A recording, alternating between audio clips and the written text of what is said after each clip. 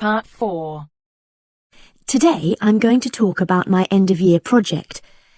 First, you have some time to look at questions 31 to 40.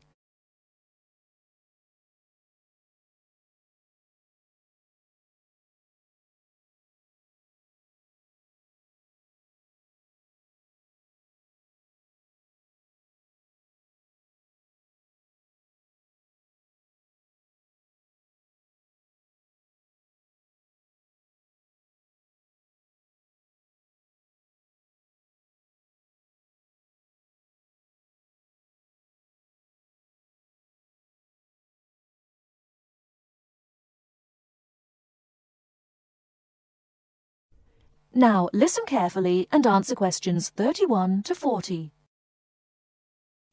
Good morning. Today I'm going to talk about my end-of-year project. I wanted to find out why men and women tend to perform at different levels in particular sports. Let me start by explaining why I chose this subject. Now, as some of you may know, I'm an enthusiastic long-distance runner myself, but I have never felt particularly worried about the fact that I usually finish several minutes behind my male counterparts. How it all started was when a first-year student approached me because he'd read an article about why women swimmers never compete successfully with men and wondered if I could look into the issue in regard to running. My tutor confirmed that a lot of interesting research had been done on this issue, and also I knew that whatever I found out was likely to be useful in training programs I run at a local girls' school. So, I started doing some preliminary reading, and what I found out was a mixture of the expected and the unexpected. It didn't come as all that much of a surprise to learn that male runners have more muscle and women more fat, and this accounts for most of the difference in sports performance between men and women. This is normally caused by differences in hormones. A male hormone, testosterone, builds muscle, whereas a female hormone, estrogen, causes fat to accumulate. Of course, this was something that we learnt about very early on in sports science.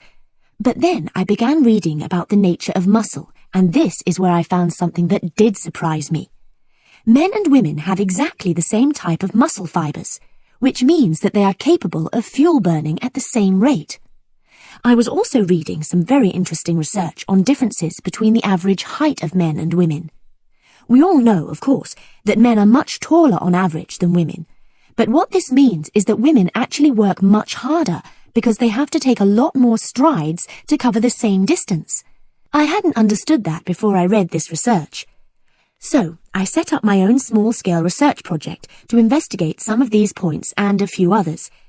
I asked for men and women volunteers from the university running club, and I timed their speed in a race. Then I worked out proportions by dividing a person's running time by their height. And what I found was that by this measure, men were only slightly ahead of the women. For my second experiment, I put weights on the men's shoulders, so that the men and women would have the same height-to-weight ratio. I found that under these conditions, the women actually ran faster than the men. In my last experiment, I decided to look at what is called elasticity, by measuring how high the men and women could jump. And I found that my male and female participants had equal levels of jump power. That is the end of Part 4. You now have half a minute to check your answers.